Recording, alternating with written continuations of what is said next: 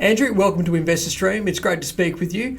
I'd like to start, if I may, with the recent capital raise that you announced last week. What prompted this raise and where do you intend to deploy the funds? Thanks, Alex. Good to be here.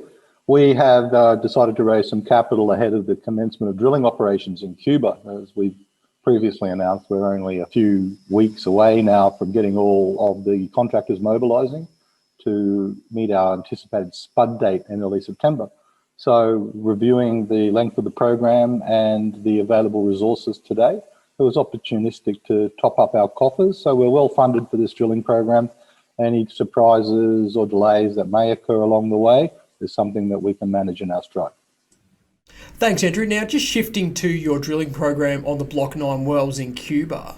As I understand, preparations are already underway ahead of drilling in September. Can you talk us through the next steps between now and you turning to the right, and how will the drill program unfold? We have equipment that's already arrived in Cuba. We have people, our project management team, already in Cuba. We have additional deliveries scheduled to arrive almost every week, every other week, between now and the end of August. So once that's all in place, once that's all been put in the yard and inspected, the rigs will be mobilised in parallel. That'll get erected starting in August. And so everything comes together, we hope, like a seamless bit of clockwork for the commencement of drilling operations in September. Thanks, Andrew. Now, for those who are new to the Melbana story, I'm sure many would be curious to know about the quality of your JV partners. Can you take us through the calibre of the partners that you're working with? Well, initially we signed a contract with the National Oil Company of Cuba, whose acronym is CUPET. And we took all that work on board to define up the prospects and the block that we were awarded. Once we had identified the highest prospects we wanted to go after, we went out looking for farm-in partners. The one we secured back in 2020 formally is the National Oil Company of Angola. They're Africa's second largest oil producer. So a very experienced oil and gas field operator. We're very, very pleased to have secured them as our partner in this drilling program. And they've been of great support to us, not just financially, given they're meeting 85% of the costs of this drilling program, but also operationally. They were a lot of experience and a lot of people that have provided a lot of good advice in managing the challenges of this drilling program, as any drilling program, but also in operating in Cuba, where they've been for some time. Just on that, Andrew, can you just help us understand the geology of some of the targets that you've slated for testing, and what are the chances of success from your perspective? The geology is complicated. It's a heavily folded geology, but that's what took us there. The expertise of our technical team, who have many decades of experience, is particularly focused on heavily folded geologies.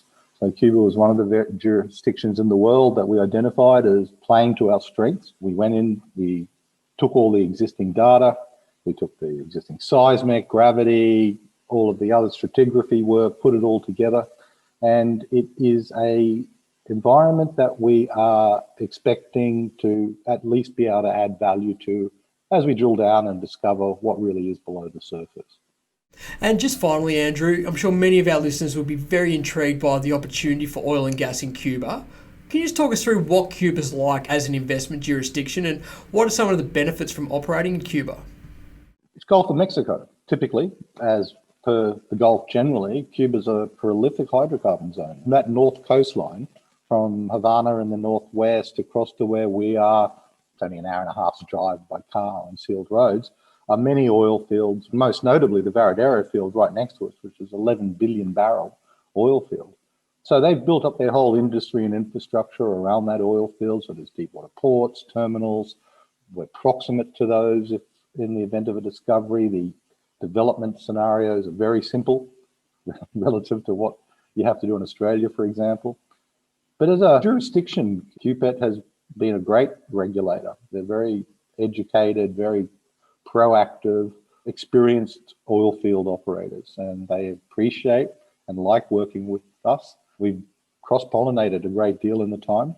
And as a jurisdiction, Cuba is very competent. It has good black letter law. It has good permitting, scheduling, and transparency. We find it easier to get environmental permits, land access agreements, scheduling, running to budget and time there than we do in many developed jurisdictions.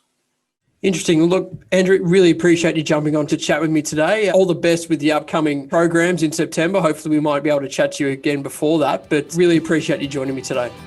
No, we appreciate it too. Thanks for making the time.